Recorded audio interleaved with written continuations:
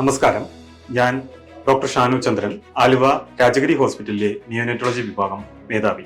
August ആദ്യവാരം ലോക മുലയൂട്ടൽ വാരം അഥവാ വേൾഡ് ബ്രസ്റ്റ് ഫീഡിംഗ് വീക്കായി ആചരിക്കപ്പെടും. ഈ വർഷത്തെ വേൾഡ് ബ്രസ്റ്റ് ഫീഡിംഗ് വീക്കിന്റെ തീം എന്നത് close the gap breast feeding support to all എന്നതാണ്.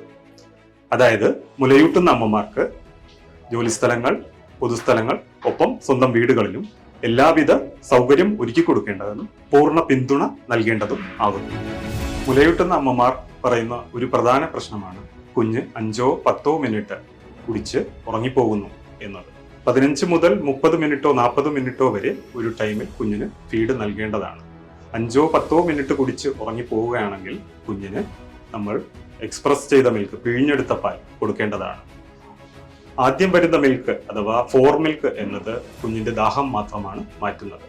ഹൈൻ മിൽക്ക് അഥവാ ലാസ്റ്റ് വരുന്ന കട്ടിപ്പാൽ കുഞ്ഞിന്റെ വിശപ്പ് മാറ്റുകയും ഒപ്പം അതിൽ കാലറീസ് അധികമുള്ളതിനാൽ വെയിറ്റ് ഗെയിൻ ഹെൽപ്പ് ചെയ്യുകയും ചെയ്യും. കുഞ്ഞ് കരയുന്നതെല്ലാം വിശന്നിട്ടാകണമെന്നില്ല. ശാസ്ത്രീയമായി പറഞ്ഞാൽ ഒരു ദിവസം 8 മുതൽ 12 തവണ വരെ കുഞ്ഞിന് പാൽ കൊടുക്കാം. ഒരുപാട് തവണ പാൽ കൊടുത്താലും ഒരുപാട് നേരം 45 മിനിറ്റിന് മേലെ പാൽ കൊടുത്താലും കുഞ്ഞിന് ശരീരഭാരം കൂടണമെന്നില്ല. ജോലിത്തിരക്കും മറ്റും ചൂണ്ടിക്കാട്ടി അമ്മമാർ 6 മാസം കഴിയുമ്പോൾ മുലപ്പാൽ കൊടുക്കുന്നത് നിർത്തുകയും പകരം കംപ്ലീറ്റ് കോംപ്ലിമെന്ററി ഫീഡിങ്ങിലോട്ട് പോവുകയും ചെയ്യുന്ന ഒരു പ്രവണത കണ്ടുവരുന്നുണ്ട്. ലോകാരോഗ്യ സംഘടന പറയുന്നത് 6 മാസം വരെ എക്സ്ക്ലൂസീവ് ബ്രസ്റ്റ് ഫീഡിംഗ്, മുലപ്പാൽ മാത്രം നൽകണമെന്നും 2 വയസ്സ് വരെ കുഞ്ഞിന് മുലപ്പാൽ കൊടുക്കുന്നത് കണ്ടിന്യൂ ചെയ്യണം എന്നതുമാണ്.